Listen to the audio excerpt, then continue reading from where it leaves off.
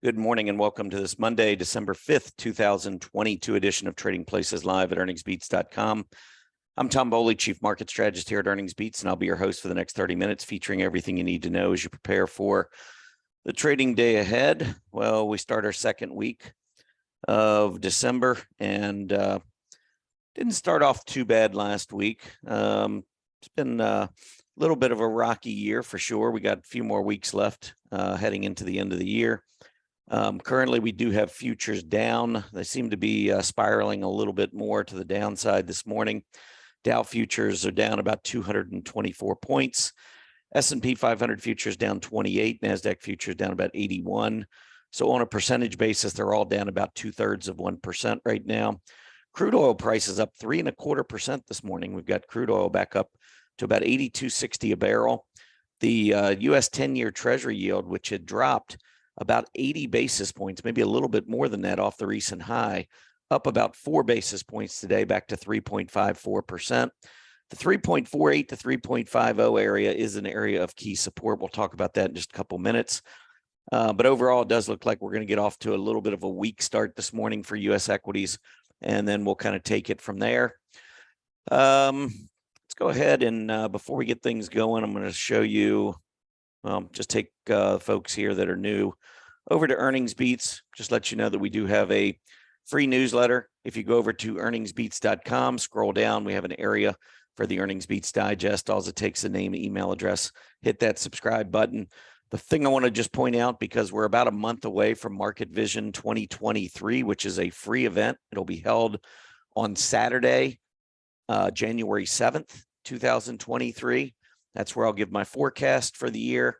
Done it for the last 3 years. I think I've been pretty spot on, really, for about 3 years in a row. Anyway, I'll be giving that forecast. I'll be joined from some of the folks over at Stock Charts. We're going to have a great event. It is a free event, but you need to be on the Earnings Beats Digest to get an invitation to that event. So it's a great time to join us. It's a free newsletter, no credit card required, and you can unsubscribe at any time. So please check that out. Again, go over to earningsbeats.com, scroll down, and you'll find the area to sign up.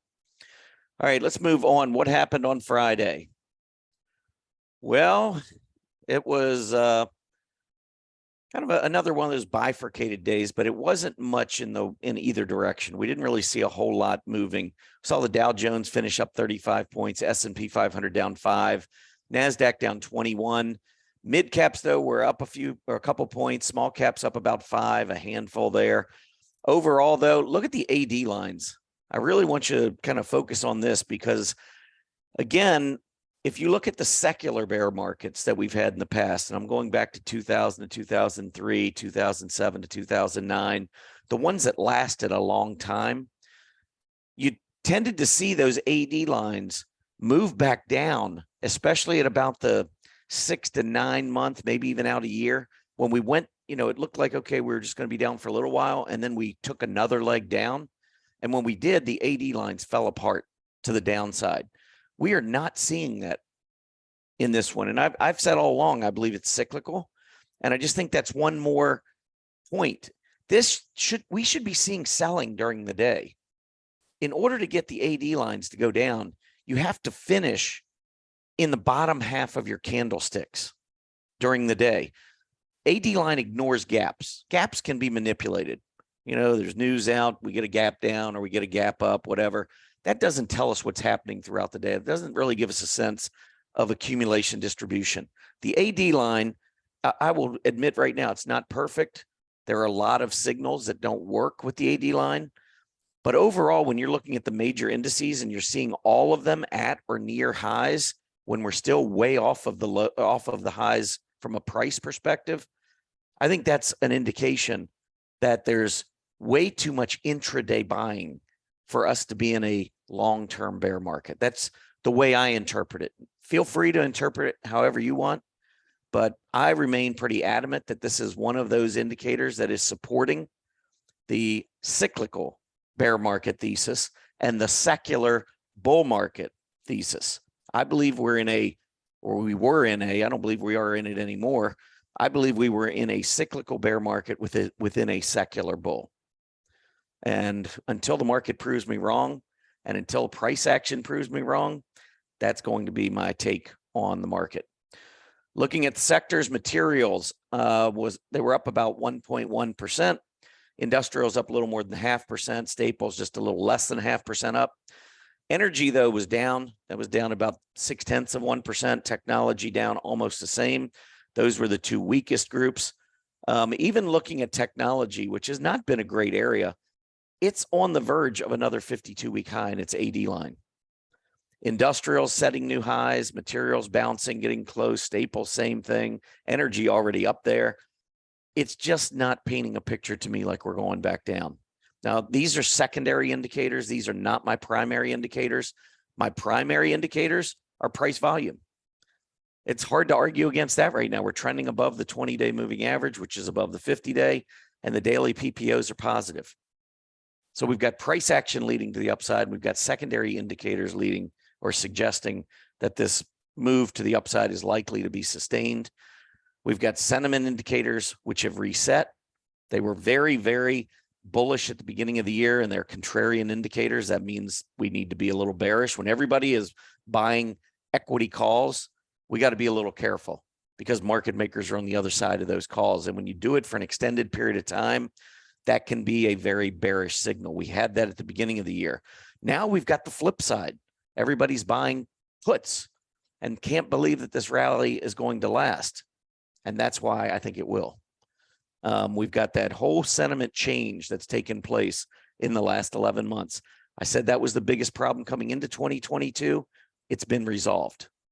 The market is free to go based on the sentiment indicators that we use.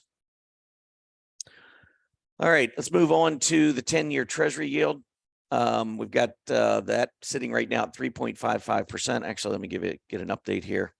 3.535%. We are in a downtrend. I pointed out this support right around 348 to 350. And if I annotate this, for those of you maybe who don't follow technical analysis, have no idea what I'm talking about. One of the basics of technical analysis is when you break out above prior resistance. So here was the high. We pulled back. So that now becomes our resistance. We need to get through that level. Once we get through that level, prior resistance becomes support. The best way to explain it, the best analogy I can give you is an elevator that has a 10-story building. When you get on the first floor, the ceiling on the first floor is right above you. But when you get to the second level, what does that ceiling become? It becomes your floor. Then you have a ceiling on the second level. Then you go to the third level, and that ceiling from the second level becomes your floor on the third level. That's the basics behind technical analysis. I would say that is TA 101. Broken price resistance becomes support. So here's your broken yield resistance. And on the way back down, we really haven't tested it until just now. This is an area where I would expect to get a short-term bounce in the 10-year Treasury yield. If we do, we could see a little bit of struggle in U.S. equities. I wrote an article over the weekend, and let me get out of here for a second.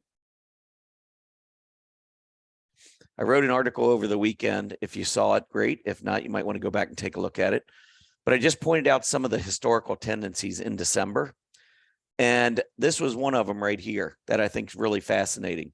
December is one of the best months of the year. But when you break down December between the first half of the month and the second half of the month, look at how it breaks down. December 1st to the 15th has an annualized S&P 500 annualized return of just 2.82% going back to 1950. December 16th to the 31st, however, has an annualized return of 35.68%. So the annualized return for the month, I believe, is around 19%, but it's much stronger in the second half of the month than it is in the first half. So keep that in mind. In the parenthesis, what I've done is this is the calculation of how many days we have seen the S&P 500 move higher during the first 15 months of December since 1950. So you've got a couple weekends in there, but let's just say there's about 10 or 11 trading days every year for the last 72 years. What's 72 years times 10? 720 days, trading days. 51% of those have been up, 49% have been down. If you look throughout the year, the S&P 500, the chances of going up on any particular day throughout the year is about 53.5%. That's since 1950. So you can see the first half of December actually is slightly below average in terms of the number of days we're going to see the market higher. But when we get to that second half of the month, we then move into a period where we have seen 58% of the days higher. That's much higher than the 53.5% that we've seen throughout the year.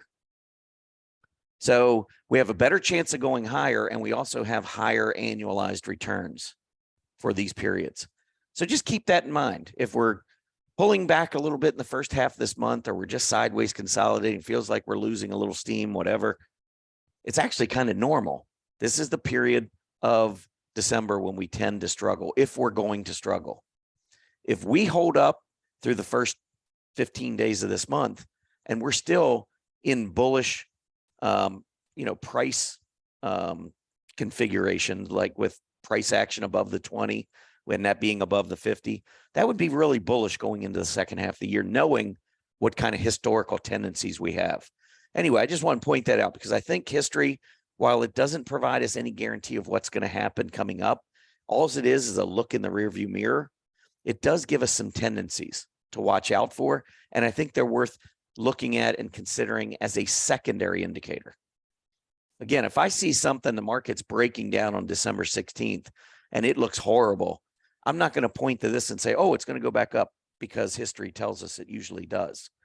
If technicals are telling me we're in trouble, I'm going to list the technicals, because that is my primary indicator. You always have to kind of keep in mind what the primary indicators are and what your secondary indicators are. Otherwise, you can't make a decision because you have so many different indicators and they're all telling you different things. Stay focused on the primary one. Price action. That's number one. Are you trending up or are you trending down? Then you can start looking at other things like sentiment, and you can look at, these relative ratios. You can look at sector performance. You can look at history, the seasonal components. All those things can help shape our thoughts and maybe fill out that puzzle that we're trying to put together. But nothing takes the place of price action. Right now, it's bullish. I don't care what side of the market you're on or what you believe. When price action on a daily chart is above the 20-day and the 20-day is above the 50-day, until that configuration changes, I would be careful about being bearish. Now, depending on where you are in a bear market, you might be anticipating a move to the downside. If you're somebody who believes we're in a secular bull market, you might say, yeah, it looks good right now, but it's going to turn lower. Only thing I would say is wait for it to turn lower.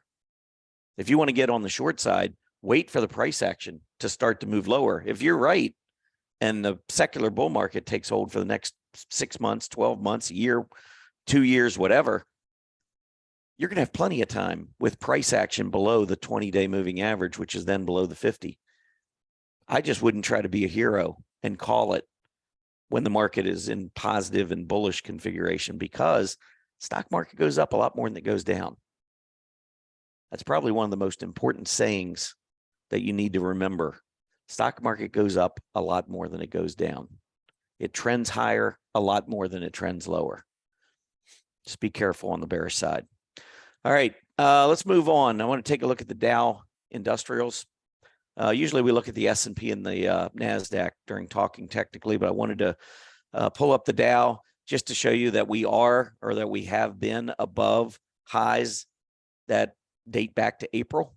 So all of these reaction highs that we've seen, early May, early June, mid-August, all of them have been cleared by this move to the upside. Doesn't mean we're going to stay. We actually have a negative divergence in play right now on the Dow. See the lower PPO and the rising prices? That would be one reason. Again, it's a secondary indicator. Divergences are secondary to price action. But that is an indicator that tells me, hey, if we lose the 20-day moving average, there's a decent chance we're going back to the 50. If we lose the 20, that would be just above 33.5. We could head back to the 50. We got price support at 32,000. We got the 50-day at 31,764. There's a chance that if the market's weak, we could take a drop. And we've got the Fed meeting coming up next Tuesday and Wednesday. We got the November CPI coming out next Tuesday morning. That'll be released at 8:30 in the morning next Tuesday. So we've got, if the market starts to weaken and all of a sudden you have a bad CPI report and then you got the Fed on the heels of it, we know what can happen when the Fed and the inflation create problems. So is it possible we go back down? Yes, you have to be on your toes. I'm not going to sit back and assume it to go lower, but I'm watching, because if it goes below the 20-day, I certainly wouldn't be in any leverage long positions. And if it goes below the 20-day and we've got a bad CPI report and you're nervous, being in cash is not a bad thing. If it goes below the 20-day, you can always get back in. If prices reverse, we get back up above the 20. So if you're more cautious, losing the 20-day might be something you might want to take into account in how you determine risk and how much risk you're willing to take. S&P 500, again, rising higher, bouncing off the 20. Here we have no negative divergence. The S&P looks great. I would say based on this configuration, any test of the 20-day moving average, I'd be a buyer. How about the NASDAQ 100? PPO looks good, breaking the new highs. It's 12,000 area. We can see the failure here back in mid-September. Couldn't quite get up that high in October. November high got right up to 12,000. We failed. Sitting at 11,994 right now. Could we pull back and hit the 20-day? Sure. Listen, the market can do anything it wants. I try to stay prepared for anything. It's kind of like being a defensive driver on the road, knowing where everyone is in your rearview mirror, just avoiding that really bad accident. It's kind of what you do in the stock market. You want to kind of keep an eye on everything, even though you might, I have strong convictions that I believe the stock market's going up, but it doesn't mean I don't lose sight of all the other cars in the rearview mirror and things that can happen on the road. You fall asleep at the wheel and you know what can happen. So we need to remain focused. I think there's a lot of positives out there. There's still clearly some negatives. One is the fact that the NASDAQ's been, look at the NASDAQ and let's go back and look at the Dow. I think you can just look back to the two charts and you can tell, wait a minute, one is not really moving up as well as the other one. Yeah, it's the NASDAQ, which is the more aggressive index. Now, they're mitigating circumstances. The Dow has a lot of value-oriented stocks, a lot of financials, a lot of industrials. Don't see nearly the number in the NASDAQ 100. Financials and industrials love the months of October through December. Financials, industrials, this is their strong season. So some of this could just be more seasonal based. I love the fact that the Dow's been taken off and the S&P's been taking off. Sure, I'd like to see the NASDAQ lead because that's what it normally does during secular bull market advances, but everything's going up. And that's, point one, key point to take away. How about mid caps and small caps? Mid caps are doing pretty well. Not quite up to that August high like the Dow. Dow actually went above it up by a little bit, but the mid caps are getting close. Small caps, maybe not quite as good as mid caps, certainly not as good as the Dow, but much better than the NASDAQ. This is a fairly aggressive index, small caps, so we've been seeing some pretty good action. Notice as we keep moving up, look at these 20-day tests. That is confirmation to me of an uptrend. When I start seeing bounces off of 20-day tests and moving up, setting new highs. So you go up high, test, new high, test, new high. That's what you want to see in a trending market.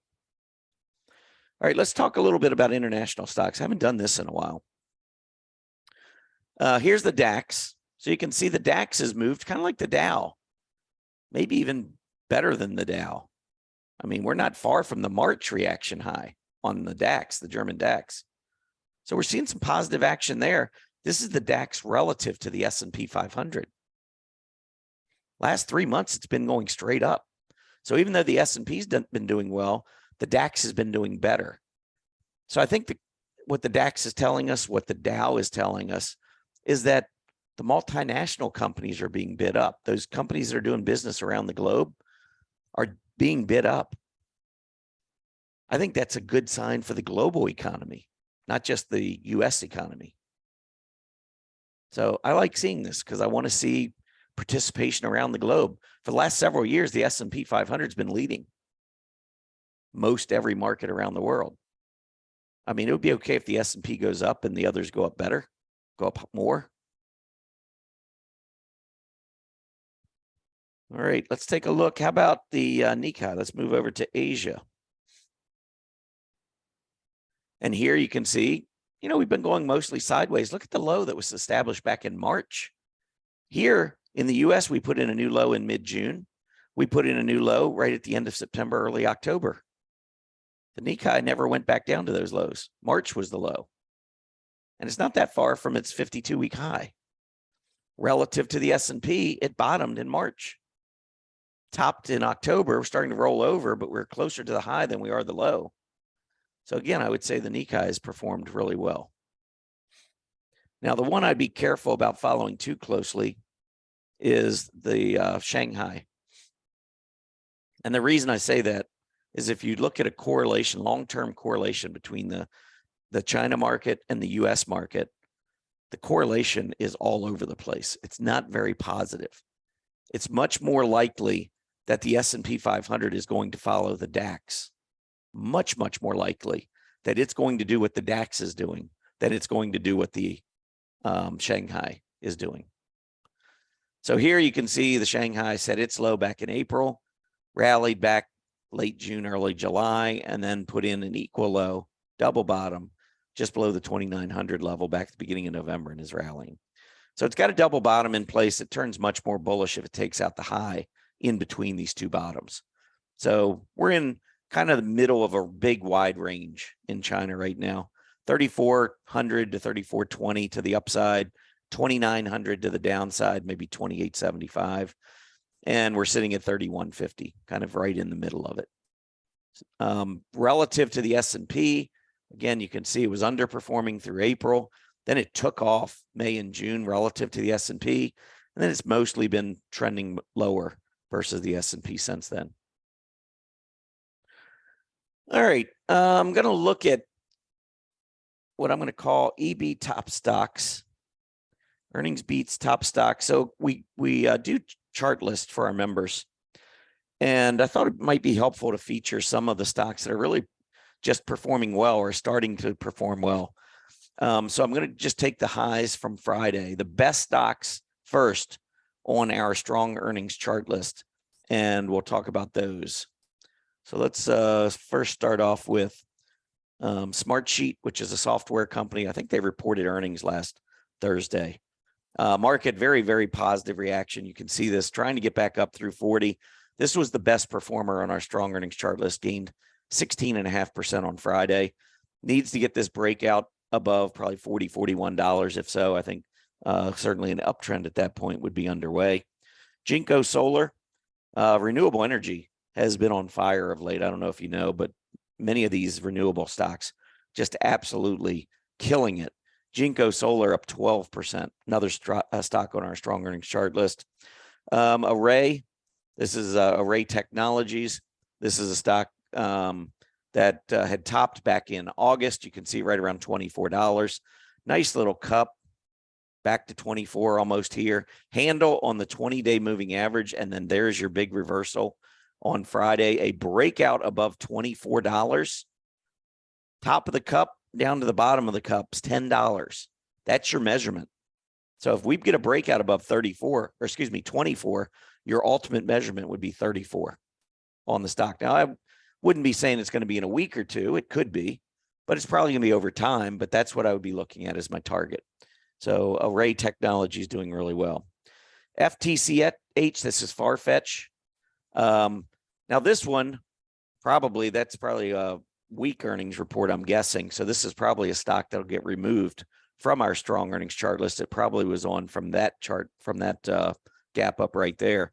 But anyway, it moved down. This was more of just a reaction rally, dead cat bounce kind of a thing. I would not be looking at a stock like this. I don't think this looks healthy at all. I would completely avoid it.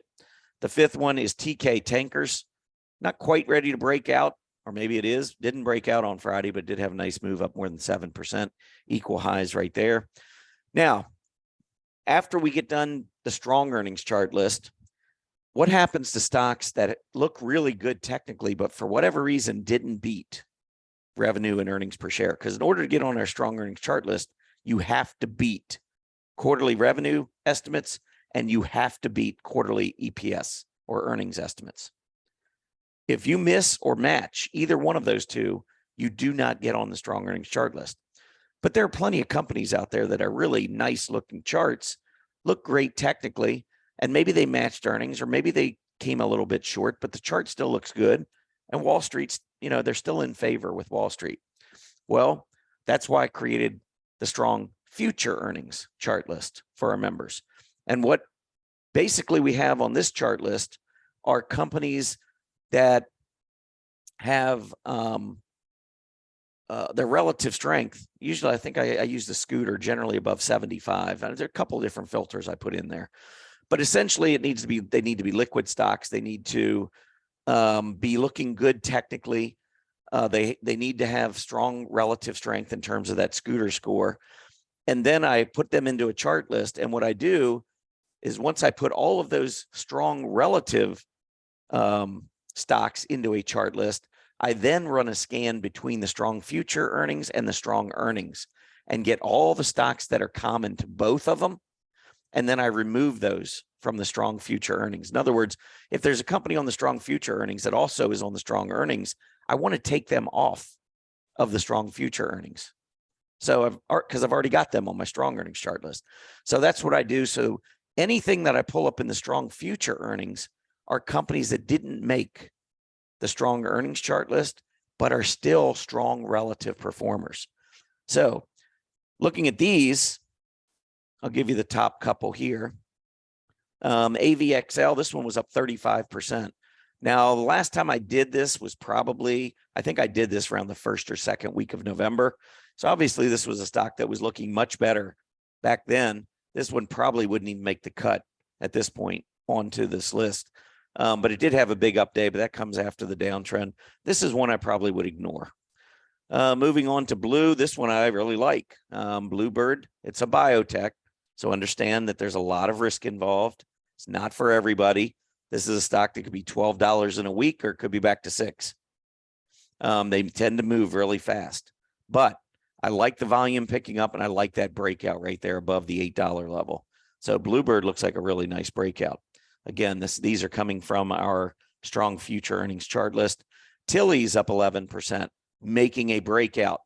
Now, it does need to clear on a closing basis $10. After this big gap down, you can see the struggle that occurred at $10. Here, we failed at $10. Friday, we were up to $10.35 and then came back down and closed at $9.88. We need to get that breakout. If we do, I think this is one that can run. IBRX, another one, nice day, big move up, trying to clear overhead resistance at 650. And then BCYC, a lot of these are biotech stocks, but this is another one making a nice breakout above the recent highs around $30, volume picking up. So it could be that the biotechs make another good run here, starting to see some nice looking charts there. All right, the last one I'll show you is our strong AD chart list. I was talking earlier about the market and how the AD lines right here are strong. Well, we have a chart list that features stocks with strong AD lines. Now, again, this was done a month ago, so some may have seen at weekend. I'll probably be updating all of our chart lists this week for those of you that are Earnings Beats members. But let's go back and let's take a look at these. We'll start off with the fifth highest, which is RCKT. And this one here, you can see the AD line down here on the bottom. I'm going to pull this up on a relative chart, because then we got the AD line up here at the top. But you can see right here, big move up. It's been consolidating, starting to turn back up again, though. And this stock's not far from breaking out to about an 11-month high. So this is a pharmaceutical. So again, we're in that biotech area. with RCKT. ATHM. AD line was good, kind of pulled back. It weakened there a little bit in November, but now starting to strengthen back again. Really nice move there. This is auto home, so this is in the specialized consumer area. If you look down, this is a group that's performing really well relative to the S&P 500 right now. So we have an improving stock within a solid group. Breakout above that 32.5 level would be a nice bullish confirmation there on ATHM. All right, I got three more here, and I'm just going to make these the three you must see because the market just opened. Actually, I'll give you three. I've got ARRY also on this list. So let's look at the other two first. ROIV. ROIV, AD line breaking out again. Look at this move to the upside. This is Roivant Sciences. Again, biotech. I mean, as I look at all of these chart lists that we do, and I'm looking at the best performers, I'm seeing a lot of biotech stocks. I tell you what, the third chart we look at will be the biotech group as a whole. FGEN, big move up. Look at the AD line, setting a new high. This is in the pharma group, pharmaceuticals. So this one looks pretty good as it's starting to turn back up. And then let's go in and as a final thing we'll look at today, let's look at the biotech group. And just see, yeah, I mean, we're in a nice uptrend. Got a little bit of overhead resistance at about 28.10, it looks like. Right now sitting at 27.72. So we'll see if we can get through that level. It's been a nice move, though. I still think any kind of a pullback on this biotech group, just like a lot of the stocks I showed you earlier, a lot of the indices, any kind of a pullback getting closer to this rising 20-day, we start to get more of a bias, a buy bias. I can't say those two words back to back. A buy bias. There we go.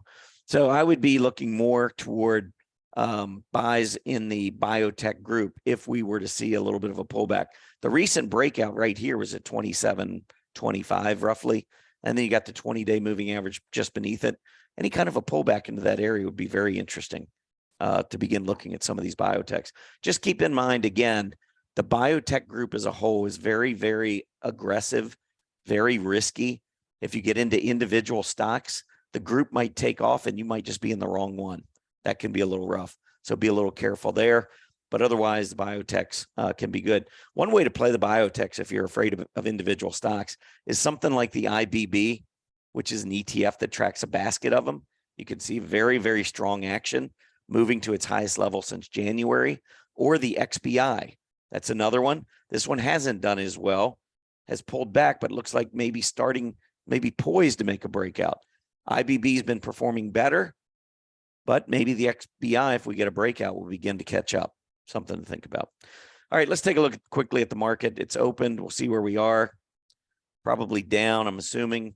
Yeah, we got the Dow down about what we saw in pre-market when I started the show, roughly 2/3 down the S&P, and the NASDAQ down a little bit more than 0.5%. Let's take a look quickly to see if maybe energy is leading today because of crude oil. I'm assuming yes, and yes, it is. Energy, the only group higher right now. To the downside, we've got the consumer stocks. Technology actually hanging in not too bad. And communication services, two of the aggressive growth areas of the market, are actually hanging in pretty good with the selling. So that's maybe a little bit of a positive spin on the negative action so far. Anyhow, that's it for me today. I appreciate you tuning in. I'll be back tomorrow over at Stock Charts TV at 9 a.m. So at 9 a.m., just click on that Stock Charts TV. You don't need to be a member of Stock Charts, although I think it's a great service. I don't go a day without looking at it. I tend to stay on the site all day long. It's probably one of the best values out there. If you're a financial person, if you're a trader, you're an investor, you just want to keep an eye on the market, I would highly recommend that you at least try the service. They have a 30-day trial, as do we. But anyhow, you don't need to be a member to come in and listen to the show tomorrow. It starts at 9. Hope to see you there. Happy trading, everybody.